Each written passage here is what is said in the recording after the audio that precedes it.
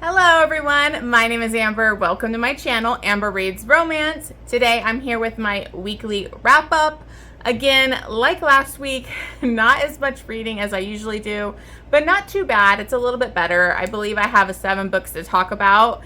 And last week, even though I didn't have a lot to talk about, I still managed to talk over 30 minutes. So let's go ahead and get started with my weekly reads.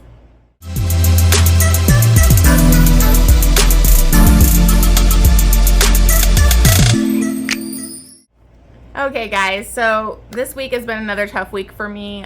Work has been crazy. I read a lot of audiobooks and listen to a lot of audiobooks at work, and this week I just could barely even get audiobooks in.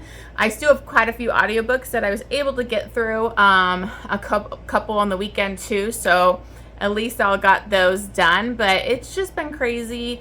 I haven't even been able to really focus on, I didn't really put up another video. I wanted to put up a 3rd vlog. I have a couple vlogs I still have to put up.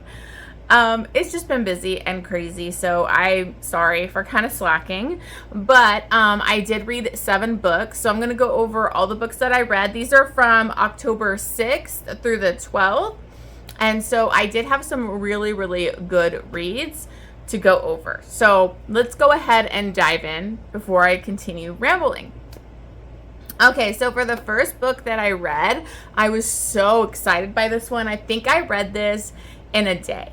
And I had to rush too because I have so many arcs this month and they're like all releasing back to back, some on the same day. Like I have multiple releases coming out on the 15th. I have like so many 16th, 17th, like I have so much to do. So anyway, sorry, that's me ranting again.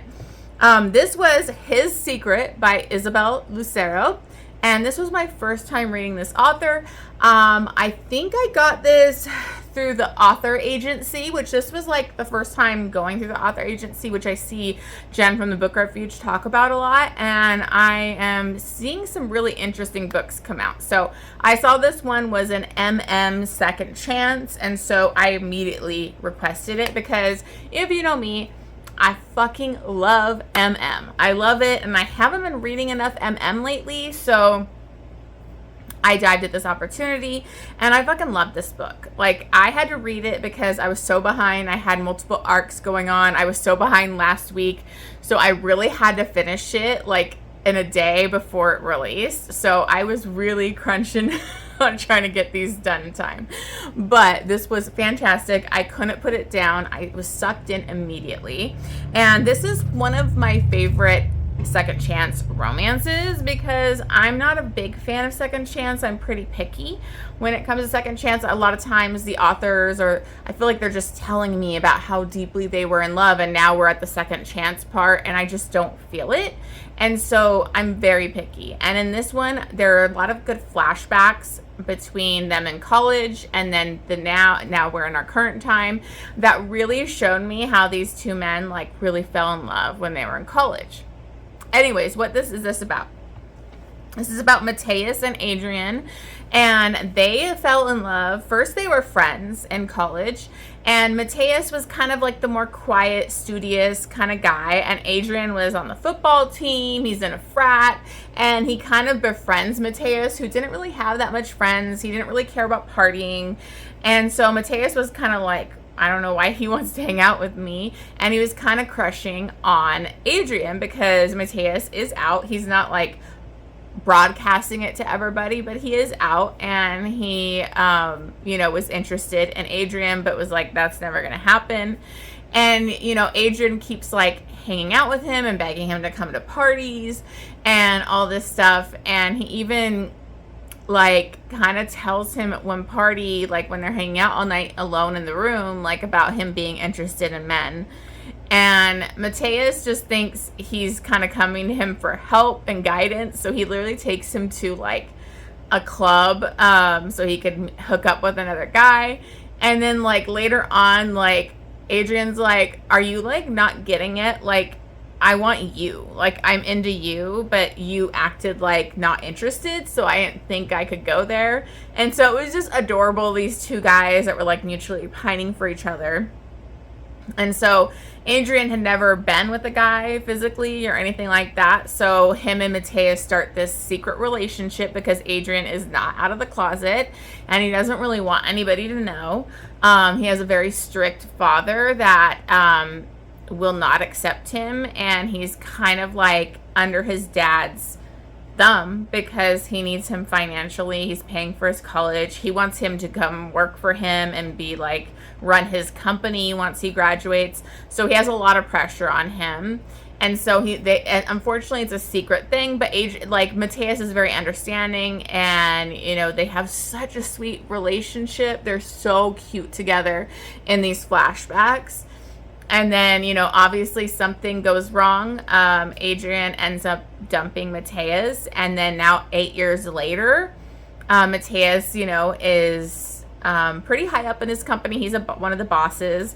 And Adrian gets a job working for him. And then not only is he working for him, but he's his new neighbor. And not only is he his new neighbor, but he's married. So, to a woman. So Mateus is devastated. He's like, I can't deal with this. He hasn't been in a relationship since. He just kind of uses he's into BDSM and goes to like one of these kind of like BDSM type of club things and doesn't get emotionally involved with anybody. It's just sexual because of the heartbreak he went through with Adrian. So seeing him every day and having to deal with him was like really hard. And then now he's married to a woman, which is just confusing to him. But you kind of find out why Adrian is with his wife, and he was kind of forced into this. So this does have cheating. And so I just want to preference that. It does have cheating, which I was worried about because I don't like cheating in romance. I'm not really a fan of it. Usually I'm only okay with it if it's like an abusive husband or something.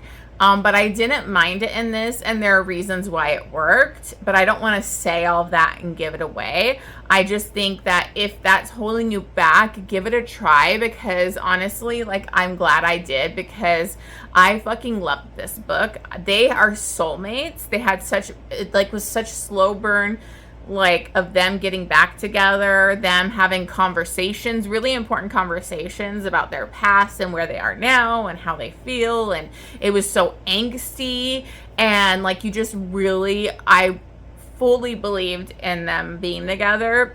And then it is so fucking hot. There is so much spice in this. It is so sexy. You have the experimentation stuff of, like, Adrian discovering his sexuality and them doing stuff slowly together as they were in college. And then now, like, he hasn't been with another man since Mateus. And Mateus has a lot of experience under his belt. There's some BDSM stuff. It is hot. I don't know if I could call this snowballing. Because he does, which, if you've seen me, I'm like loving the snowballing. But at one point there is, of the cleaning up of the butt, but he doesn't put it in the mouth. He puts it on the chest, kind of. I think that was in this book, or am I mixing that up with another snowballing scene? I don't know, but I freaking loved it. It's dirty, it's sexy, but it's so romantic too, and you're just dying for these two to get together. Again, I'm rambling already a long time about this book, but I freaking loved it. The only triggers I would say in this is going to be obviously unsupportive parent, homophobia that is dealt with, somebody that's hiding their sexuality. That's what was so devastating about this, was Adrian was forced into this marriage. It was kind of like an arranged marriage that he had to do. And so, I didn't fully, like, the wife is not a bad guy or anything, but I didn't fully, like, I felt bad for her, but not like he was betraying her, because they never really had a real marriage. I felt bad for her because she wanted that, but they didn't have that connection. But Adrian was, like, forced to not be able to accept or have people accept him for who he is. And so to see his, like, growth and journey in this was just really beautiful. So, and then obviously the other trigger is the cheating. So I gave this 5 stars.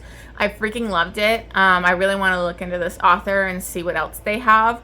I think this was such a beautiful, emotional, sexy, amazing second chance. So it's definitely going to be on my top second chance video. If I need to make one of those, but I'm so picky that I'm I don't have a ton, but loved it. Oh, and I gave it 4 chilies. I almost gave it 5, but I don't fully think it's just like all smut, so I want to give it full 5 chilies because there is a lot more to this romance and it's like deeper. So anyways, so then I listened to an ALC, Secret Love by Willow, Aster. I loved the first one, which is Mad Love. I didn't love this one as much, but I still really enjoyed it. I thought the narration was great. I think I listened to this in like one day. I really enjoyed this one too. This is the second book in the Single Dad Playbook series, and I'm loving, one of my favorite things about this series is these single dad football players, and they have this playbook they share with all their like little tidbits and experiences. And I just love their group, and there was a lot more dynamics of the group in this one, I thought, than the previous one. So I really appreciated that. But in this, we have Henley and True.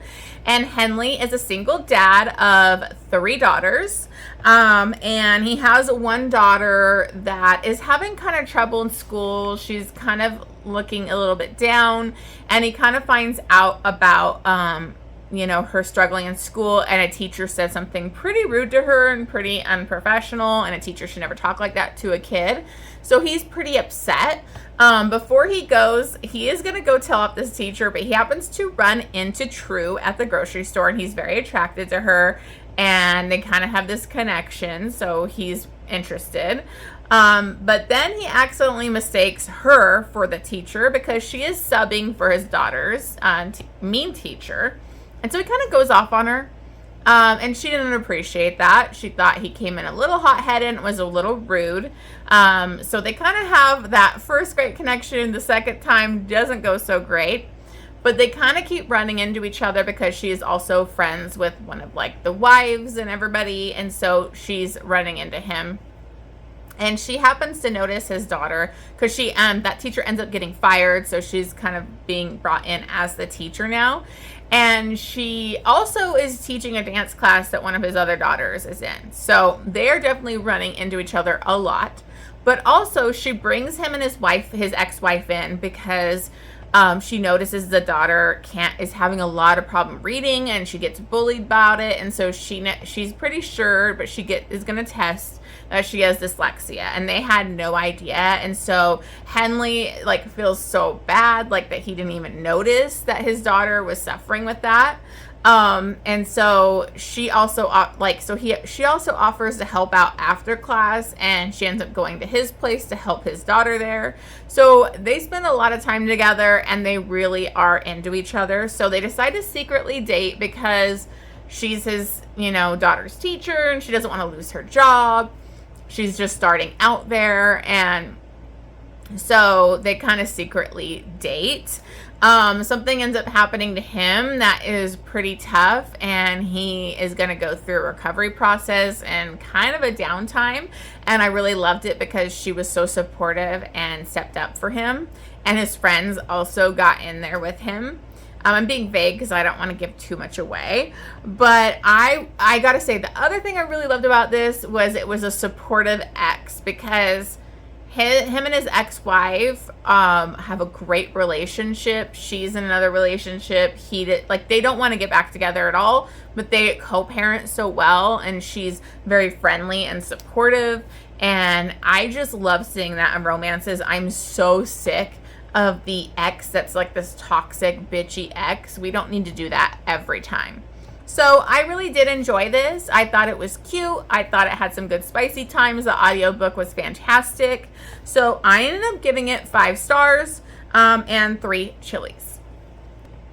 Okay, so then I read another arc, and this one I had been waiting for forever, and I was so excited that I got the arc because it's the first time for me for getting one of these books. And this was Beacon by Claire Kent. This is the final and 8th book in the Kindled series, and I absolutely love the Kindled series. I fell in love with the book that was the standalone, which was Last Light. That one is like one of my favorite books. This is a post-apocalyptic series, if you don't know. And this Kindled series is built in the same world as The Last Light, but it's like following different communities in this post-apocalyptic because, you know, I think it was like an asteroid hit over, you know, in Europe, and then like basically everything went down. You know, a lot of people got sick and died after that, and now it's like 10 years after that, where communities are set up. There's some bad people, you know, still danger in a post-apocalyptic setting. But this one I was so highly anticipating because throughout this series we have been introduced and early on to Mac. And he is just this wonderful, positive, amazing, supportive man. He's, you know, this black, big man, you know. I just love him. He is like a special place in my heart for Mac, honestly. Like, I love him. And so throughout this series, we've kind of been teased about him and Anna because they were kind of together, but then not together anymore. And so we've been waiting for their book forever. Claire Kent did decide to kind of like, she was going to write it, but then she stepped away, went to a couple other different couples because she wasn't ready for it yet. And I'm really glad she did that because I think this led to like this being the perfect conclusion to the series. I believe she is going to be doing kind of like a spin-off to this series, so hopefully we're going to continue and see these characters again. But I was highly anticipating this. So Mac went through some pretty tragic stuff where he had fought bad guys and helped another group because he's always stepping in. He helps all these different communities. He like provides supplies and help against other bad communities. So he's just been like this big, like he's like she says in the book, she's like, says he's, you know, their beacon. Like he's really their like pillar of strength, and he's so amazing to all these different communities. But when he was helping them in a previous book, he had thrown like a grenade and like a kid died, even though they were part of the bad group, and it really rocked him. And he went into a really dark place because he is just so sick of the death and everything that's been happening. So he feels like he has to get away, and he ended up going to one of those people's like cabin that was secluded way out in the wild. And so he's kind of been out there for a while. And Anna is worried about him. She wants to find him and bring him home. And so she goes out there. She treks out there to the wild, goes a long way to find this cabin and try and get Mac to come back home to their communities. And when she arrives, he is basically not having it. He's in a really dark place. He kind of almost like kicks her out, where she has to sit out front waiting for him. And he doesn't want to hear it. He doesn't want to go back home. He's not having it. But, you know, she ends up, from situations that do happen, she ends up getting to stay with him because of this other bad community. And this other group of women that she used to run with, they are going to like try and stop this community, but they need to find other people to help. And so he lets her stay with him for like, I think about 6 weeks. So now she's in this forced proximity, living in the cabin with him, and she's really just trying to be patient and get through to Mac. They were in a relationship. It was kind of like friends with benefits, but then there was so much more there. And Mac wanted more, but she was in an abusive marriage, and she just didn't really want to depend on a man, and she wasn't ready for that. So she kind of pushed him away, and that it's been like a couple years since that happened. And now she really wants more, and Mac's in a bad place. So in this, it's very emotional. It's just so hard to see Mac, who was always so positive and strong and the helper for everybody, be in such a bad place.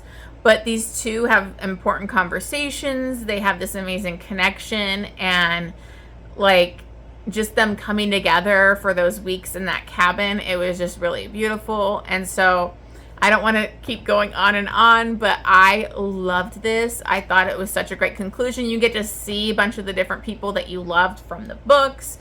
We even get Travis and Lane from Last Light, which was great. And so it just gave me, I don't know what it is about the series, but it gives me the warm and fuzzy feelings, even though it's a post-apocalyptic setting. So I ended up giving this one 5 stars, no surprise. And I gave it 3 chilies because they definitely get their spice. They definitely get it on while they're reconnecting in that cabin. Some trigger warnings. Obviously, with post-apocalyptic, you have dangerous people. There's attempted SA a couple times. There's like kidnapping, death, murder, all that kind of stuff in here. So just be prepared. So then I listened to Forever Pucked. I had bought these audiobooks when they were on sale. I had read Pucked so long ago, but like never continued the series, which is what I usually do. And the last few books, our last couple books, I have not really enjoyed. I loved Pucked, and the other ones, I just haven't really been connecting to the characters at all. But this one takes us back to the couple, Violet and Alex from Pucked. Now, I know some people have issues with Violet, and I did kind of see those issues in this one because she is so over the top. So they had like a one-night stand turn into a relationship. She is like obsessed with his monster cock, which she calls it, his MC, like, and that's kind of like got a little old in this because we're still doing the MC stuff, and she constantly refers to her beaver, and I just can't hack it. Like, I don't know any woman that calls it a beaver. I don't know any woman that does that. And okay, I enjoyed this book. So before I get into my pet peeves on this, I did enjoy it because I loved Alex and Violet, even though she is so over the top. And this is kind of going back into their relationship because they're supposed to be like engaged, but she's not setting a wedding date. And he wants to get married. She's like leery of it for her reasons. But then some real life stuff kind of comes up of him like kind of expecting her not to work. And that really set me off in it. And she has a really great career. She's moving up. And so she's not, like, I'm not stopping work. I don't want to be your mom that was like an at-home wife type of thing. I want to work. And then also like he expects a big family, and she's like, not really ready for that. And then he actually has like an injury come up, and so that adds, another conflict. But she's there for him, she's supportive. But here are my pet peeves. These books are so sex obsessed, which I know everybody wants the spice or whatever, but it's like constantly focused, and that was my problem with the last 2 books, about sex, the size of the guys and their MCs and their beavers, and the way the girls talk. I know women, we talk crudely, and when we talk about sex, we get in there. We're like Sex in the City. It gets like that. But the way they talk about sex, it just does not seem realistic. Like, I can't. And like Violet was getting on my nerves because she's so sex obsessed that to the point where he had an injury, a really bad one. And it's like, she's not getting laid. And like, when are they going to have sex? And I need my MC. And it's just like, it was getting on my nerves. So the MC, the beaver, the sex obsessed, that's like kind of like the main focus, that I don't want it to be all about that. Like, I want to dive more into their relationship and the romance. And so it kind of irritates me. And I don't know if maybe that's a Helena hunting thing and I just didn't realize it. But I ended up giving this one 4 stars anyways. I know I'm kind of ranting, but it's kind of like the last few books, that's what I've been feeling. And it was like, ew. So I think I still have a couple other audiobooks or whatever to finish the series. I don't know if I got them all, but I will be continuing. But this one I did enjoy more because I like Violet and Alex. I like their dynamic. I do like their relationship. I like their characters more, so I was more drawn into it. I do think the standout in this is their moms were like fantastic. So gave it 4 stars and then 3 chilies. Okay, so now I have a really cool one to talk about that I wasn't expecting to be like love as much as I did, because this is a new to me author. But I read Skies of Fire by Lindsay Pogue. And I actually signed up for this arc because she is doing a post-apocalyptic book like with Kay Webster. So they're both standalones, but they're built in the same world of what's going on. And you can read either of them first, but I'm glad I kind of read hers first because I think it kind of flows a little bit better.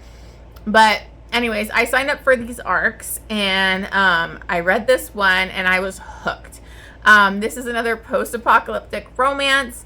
It is intense. I think it's one of the most intense, like, edge of your seat type of post-apocalyptic that I've read. The romance is good in it, but it's not like the main thing. So I was very invested in this couple and their like fight for survival. So in this, we have Knox and Ava, and what happened was, I'm not sure if it was like 30 or 40 years ago, I can't remember the time age, but an asteroid hit the moon, and so that really fucked with the Earth's, like, all the environmental shit. So really scientific the way I explain that. Anyways, it messed up everything, where scientists are telling us that the world's going to end, all these environmental issues are going to come up, kind of like natural disasters are popping up, and it's going to be the end of the world. So this has been going on for years, though. So Knox and Ava basically kind of grew up with this world, and the people that are like all extreme about it being the end of the world are called Moonies, and there's people that are kind of like skeptic, that's like, oh, they're telling us that the world's going to end, when's it happening? They do experience like little like earthquakes and things like that. Some volcanoes are kind of like erupting, and some that were like a volcano in Yellowstone all of a sudden is coming up, you know, different stuff like that. But once this book starts, everything is amping up and things are going downhill fast. So Knox and Ava live in Texas, and he lives, and what I loved about this is it kind of combined post-apocalyptic with cowboy, because Knox is a cowboy. He runs a ranch with his father. His father's pretty abusive. His mother died, and he's pretty angry. And so, like, he's kind of struggling to keep this ranch going during such a tough time. And Ava, she is kind of struggling with a health condition. She's taken care of, her mother died, and she's been, like, was taken in by a woman that's dying of cancer. So she's working a couple of jobs to help support her. So she's really struggling. And they've kind of had ties to each other for like 10 years or so, because of a tragedy that happened that made it so, like, his father hated her, even though she's at no fault, but he hated her because of her family ties. And so she, like, kind of always liked Knox when growing up, you know, friendly or whatever, but she feels like he hates her. So when this happens, things start going bad fast. There's a tsunami that hits in San Francisco, and San Francisco is wiped off the map. A huge sinkhole goes on in, like, San Antonio. And so that's like where his father was traveling. There's like a bunch of his cows and the ranch animals are like getting sick because the water is like sulfuric, and like they're getting crazy from it. And there's, you know, the volcanoes popping up and big time earthquakes happening. So all of this is happening like all at once. So things are going bad. And so they get kind of thrown together when things are getting chaotic and people are losing it, because, you know, there's some earthquakes and then some big fires that are happening in Texas. And so they need to flee the area, and they end up going on this journey together. They have his horses that they take, his dog, and they end up trying to flee to go to her uncle's. And they're basically having to go to a couple places to try and find safety, because these fires end up taking over Texas and it gets crazy.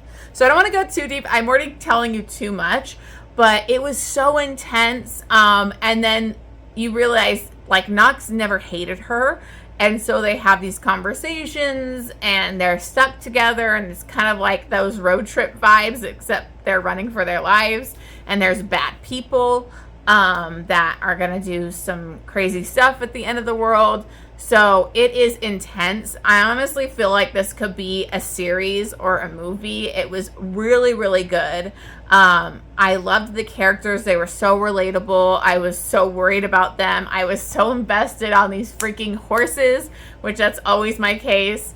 And it was just really, really good. So I am very excited because Kay Webster's book is about his brother, and his brother was in San Francisco when the tsunami hit. So he was very worried about his brother, couldn't get in touch with him.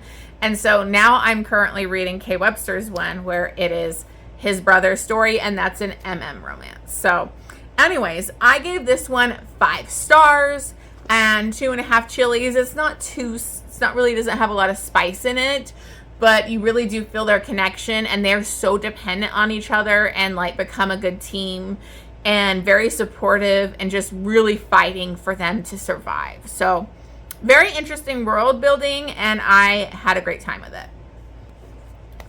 Okay, so then I just have 2 books to talk about, and these are both ALCs. So the first one I had was Love You Too by Stacy Travis. And this is the 4th book in the Buttercup Hill series, and I'm really loving the setup of this series because it's set in like a winery, but they also have like a restaurant and kind of like a resort situation, and I just love it. Like, I love the setting. So anyways, this is between Beatrix, who that's her family. She's a really hard worker. She's kind of like a workaholic. She'd really bust her ass to work on this, resort, the restaurant, everything. And this is a second chance romance because she fell in love with Dominic, which he goes by Ren because his name's Dominic Rinaldi, and he goes by Ren. He's a pro NHL hockey player, but they fell in love when they were in college, and he basically couldn't handle, he needed 100% focus, he felt, on his hockey, so he ended things with her, even though she was willing to like literally drop out of school and kind of travel with him when he went pro. But he didn't think that was good, so he broke her heart, dumped her, and she was devastated. So now it's, I think 8 years later, is it 8 or 10? 10 years later, and he has just bought a house in the small town in this community that she lives in, and his dog literally runs into her, so they run into each other, and she's pretty salty because she's pretty upset how he treated her. And he invites her back to his place to kind of show her this house that he bought that he needs to, remodel. It's got a lot of work that he needs to be done. And they kind of decide to have a one-night stand. She just wants a one and done. And, because she still has that sexual connection with him, and she hasn't got any for a while. So they end up having a one-night stand. But she also feels really bad because his dog is going to have to be kenneled or whatever. And so she offers to kind of watch his dog for him. And so they kind of have a texting banter going on for a while. And then she finds out she's pregnant. So this is a second chance, surprise pregnancy book.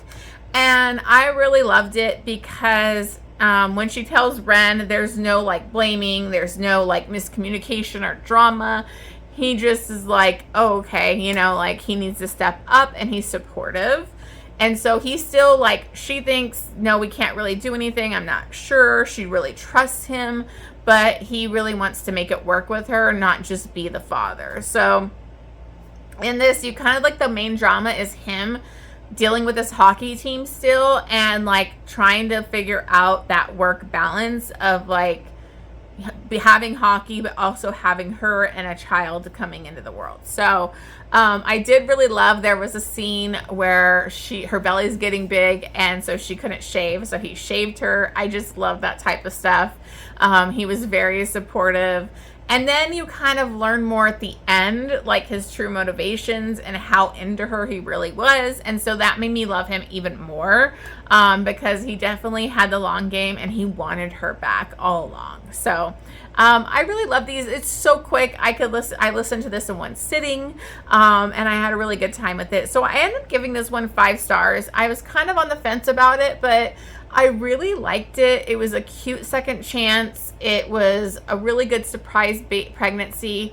I always wish they spend more time in the pregnancy part of it, but that's just a me thing.